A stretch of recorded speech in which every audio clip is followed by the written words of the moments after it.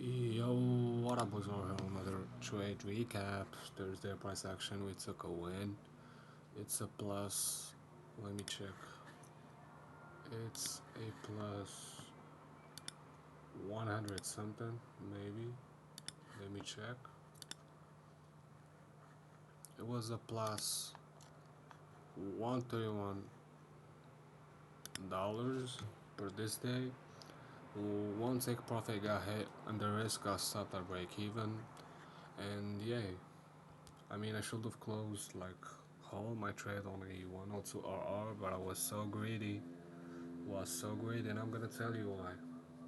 But no problem. I mean, at least sick profit one got ahead of my eval. I was still chilling, was still in the game. But hey, let's go after it. So coming on the day, it was a hard day. It was a really hard day. Why? Because we didn't have like key levels to play with.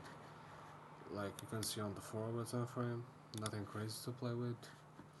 I mean, market open right on this candle, and you can see on the forward time frame what do we have? We have just a huge imbalance that was caused by the ceasefire of United States and Iran. But we don't give like anything about that. So for our time frame, nothing, just accumulating, no key levels to play with. 1 hour time frame, same case. We've had this bearish gap like to play and set as conditions, but it got inversed pre-market on London session or pre-market New York. So nothing under huge imbalances. As you can see, nothing on the 1 hour time frame. But the 15 minute also was wiki, but we had a pre-market to play with, which is this 15 minute bullish fair value gap. So coming on the day, what I wanted to see is, I mean, I was bullish. I was bullish coming on the day and bearish because we can go bullish to maintain the bullish structure, and in the same context, we can just go bearish to rebalance all this huge move up price action, or just to fill in the 1 hour and 4 hour unfilled right here. So, yay. That was my bias on the day, depending on the 50 minute and how we're gonna act to it. And yay. And as you can see, market opens. I was in shorts today. I took shorts. So market open. What can we see? I see my key level getting smashed right here, but I didn't answer. I didn't answer after the 15 minute gap getting touched right here, because what I wanted to see plus this 15 minute getting played out is one of indexes gotta, like Nasdaq or ES, gotta go to the 15 minute gap, yes, but it gotta take a low, this internal low, or maybe reach it into 50% of this 15 minute or 30 minute gap. So one of those, once like I saw like ES, I mean maintaining a bullish SMC, also while Nasdaq, I mean only just the 15 minute. I mean if this would have played out, I mean yay. I mean unfortunately it didn't play out. I mean, it did play out later. How much did we come up after filling the 15 minute? Oh yeah, 87 ticks, 0.3%. I mean a little bit, but I'm more of a holder, so didn't like this setup. Like filling, I mean the 15 minute one more time, taking this LRL, this low resistance liquidity, but we didn't take this centennial low and retrace into 50% of this 15 minute, so I didn't like this setup. So what I was waiting for is maybe by this time, like maybe we go down to fill in the 15 minute, then to take bullish, to take longs or something like this. But what I see is after we made the move up right here, we made we had two this bullish SMC, like because ES didn't retrace it back into the 50 minute, and we've played a bearish SMC, which is this bearish SMC, which is with this high of New York PM session. Like Nasdaq came up, took it, as you can see, while ES still maintained more bearish structure than Nasdaq.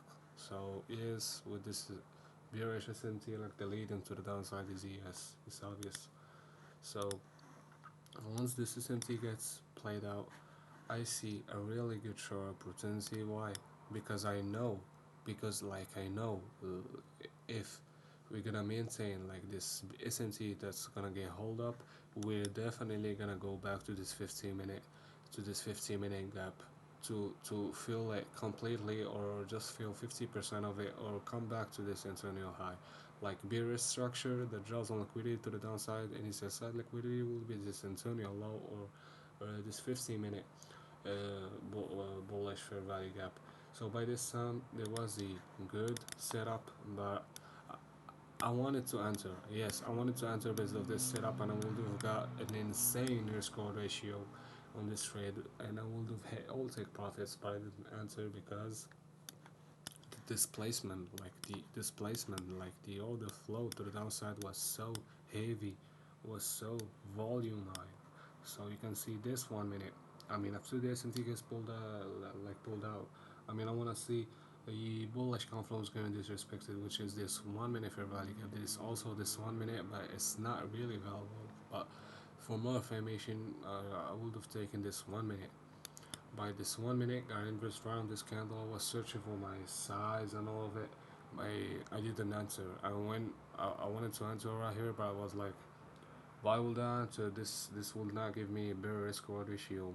Maybe if a continuation setup for shorts played out, I'm taking this.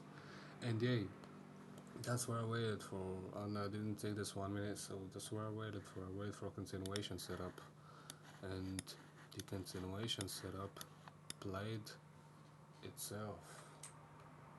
Let me show you. So after the move down, inversing the 1 minute, we create a 5 minute gap right here, and by this 5 minute gap, I'm waiting for a continuation to the downside. So we create this 5 minute. I'm waiting for it to get filled and getting movement to the downside, and yay, 5 minute getting created. We come back right here, fill in the 5 minute, 50% of it. Well, ES also I think filled. I mean, there was no 5 minute on ES, it was weekly price action. But on Nasdaq, as you can see, 5 minute, we fill it. I wanted to see like an entry point by 1 minute inverse. I only found this one, so I waited for this to get inverse. Got inverse right on this black candle, so I got filled in right here. Entered stop loss on the last on this candle low, on this low right here. Stop loss right here. Take profit. Take profit one was at this internal low on some 101.3, something like this. EA on some 101.2. RR closed 50% of my position, and then last take profits, like I was like, by this time I was not gonna close my whole profits on this last low right here. I was gonna hold up till London low right here on some 102.6 RR. But once I saw this displacement here to the downside, I see why would market leave London low and not take out yesterday's New York PM low. So I've replaced my take profit to this. And as you can see, what do we do? Market straight, like, what is this, man? We go down, not take London low, leave relatively equal lows with London low, and then yay, displace through the upside and and maintain bullish structure on the day. And that was my trade recap. Closed half of my position on 101.2. One take profit got hit, and yes, and as you can see, I would have got stopped out like a really risky trade, because on this candle up right here, I should have get stopped out. I didn't get stopped out right here. I missed my price action, like missed my stop loss by 0.001 points. And yeah, that was the trade recap of the day. We're pushing, we're trading the eval like with rules. I was just scalping this last days. By now, like, it's either I'm gonna trade normally and pass it, or I'm not gonna scalp because I'm missing up like a level in my psychology. So that's the trade recap, boys. Take care of yourself. Trade safe, and if you have any question, just ask me, man. Ask me, and we might pull up with some gym contents. Yeah, we're expanding this TikTok account. We might pull up for some gym contents and some different content. So besides from the trade recaps, we gotta do something new, and I'm thinking of it, and I'm gonna do it. So take care of yourself, boys.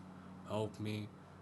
Hope that I pass this eval really quickly and get a payout from it and scale up because we gotta scale up, man. We gotta level up the game a bit.